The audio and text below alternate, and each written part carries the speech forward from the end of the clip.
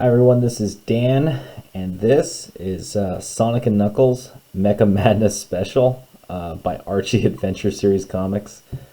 So this comic has a lot of nostalgia for me because I actually grew up uh, reading these comics as a little kid.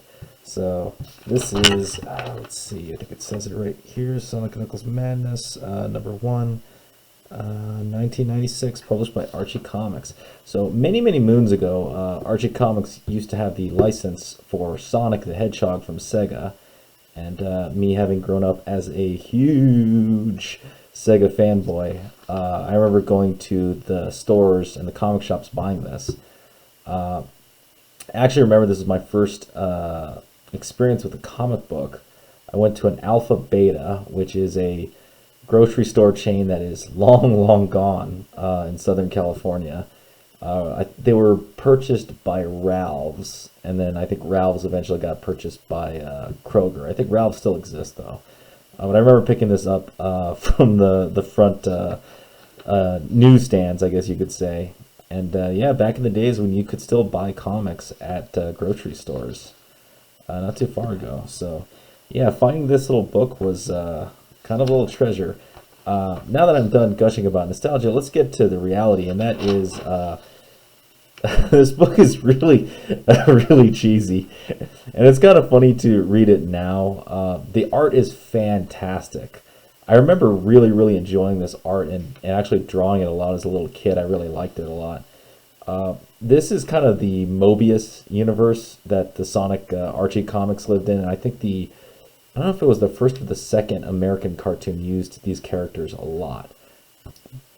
I think they're not like, there was some issues with who owned these characters, and I think now as it stands, I don't think anyone uses these characters anymore for legal reasons. At least that's my understanding of it.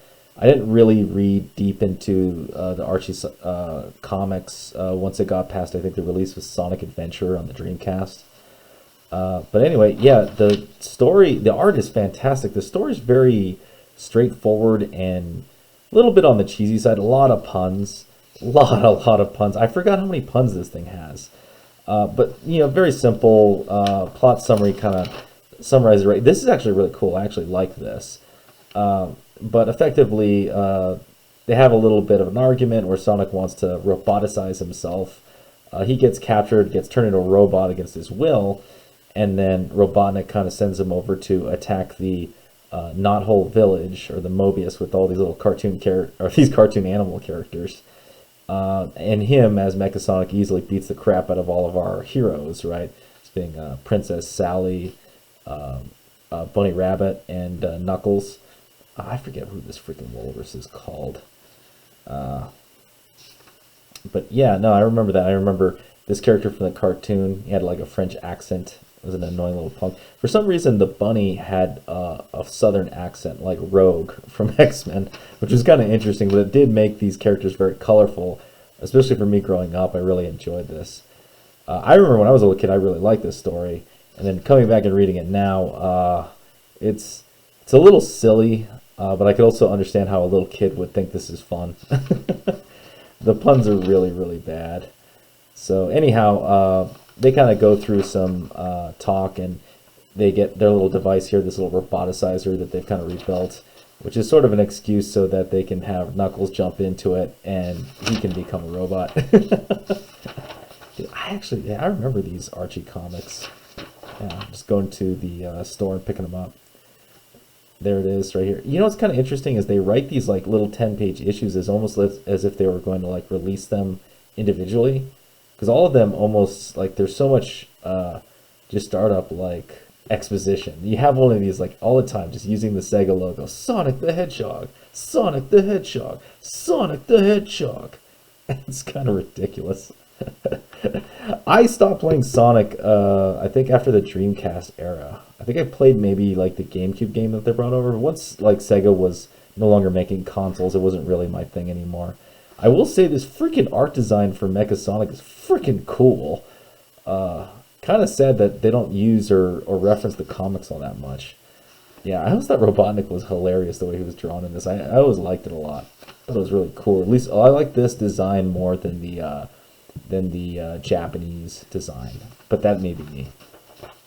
Anyhow, so we get to the whole point behind this, why you paid $2 for it off the newsstand, and that's just to see Mecha Knuckles and also see Mecha Sonic beat the crap out of each other. The art is fantastic. Dialogue is it's I'll say it's okay. It's very punish, or very heavy on the puns, both barrels, and then a lot of like expository dialogue, which I guess was the thing back in the days. Yeah, actually, yeah. Now I remember, even like the '90s X-Men, especially like when Jim Lee and I guess Wills Portacio were trying to write the X-Men. They did this a lot, where they would just explain why something works on the drawing, which I always thought was kind of weird, but they always did it. I guess it was kind of the American way of saying Hadoken. Yeah, see, this is the stuff that kind of gets me when I read this now. Like, to paraphrase Hendrix, excuse me while I diss this guy. Like, oh man, can you stretch this any further? Oh man. So anyhow, he gets the jump on Mecha Sonic and is kind of whipping his ass, and then somehow Mecha Sonic, apparently downloads him, and then proceeds to punch him. I don't know how, like, so we're in like a wooded like village, and somehow he, like, I guess Shoryukens him into a city all the way over there, and then apparently there's nuclear warheads over there, but Deus Ex Machina, he has like magnetic claws and yanks them in, and they explode and stuff like that. Then they have a little scene with Robotnik. He gets freaking Zidane, and then Knuckles brings back Sonic's beaten ass over to get helped. You get a little bit of like, some interesting background story. Yeah, there's some interesting background story with Sally and Knuckles, or I guess that's kind of like the writer was trying to kind of make a little bit of a love triangle going on here for, I guess, interest. It kind of makes sense for little kids reading it. To be fair, though, I guarantee you there was probably like almost, well, I mean, there could have been girls reading this, but more than likely it was dudes who grew up on or who were playing Sonic at the time, since it's 1996. But yeah, the art is really good. I actually really like the art a lot, and I remember why I bought so many Sonic comics was like when they made art this way. It was fantastic. It was really cool. They had some other ones where the art was more like classic Genesis style, but this was like my favorite art from the Sonic comics. Yeah, and then push comes to shove, he comes back. Him and Knuckles have an argument because we need to generate conflict, and this isn't like Sonic Boom days where Sonic and Knuckles got along and just made meme jokes all day long. And then Sonic goes to jail. I remember I had Sonic number 40, and I had actually a big box of Sonic comics, and I freaking lost all of them, every single freaking one of them. So anyhow, yeah, beautiful art, so dialogue and story, kind of, at least it was really fun. This story, on the other hand, there's like 2 back issues. This story is extremely stupid.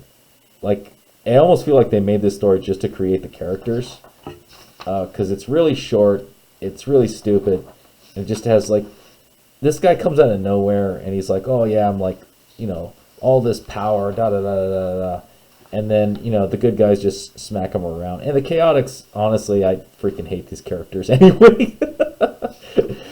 So yeah, the backstory is really stupid, and the backstory for this one is really stupid, but stupid in like a fun way. It's like literally like 5 pages of just straight up puns, and very low end, like old school cartoon drawings. Yeah, I just sat here and was just like, thank you for giving me 5 pages of pain. Thank you very much. Oh my god, I remember Sonic Quest. I had these 3 comics. They're great. Man. Anyhow, yeah, that's pretty much it. I'll just wrap it up. Yeah, just a little bit of nostalgic splurge going back in time, reading this thing.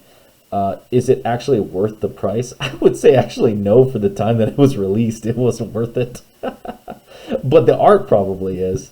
Yeah, I think about the art is worth it. But would I recommend this book? Hell no. This is only for Sonic fans.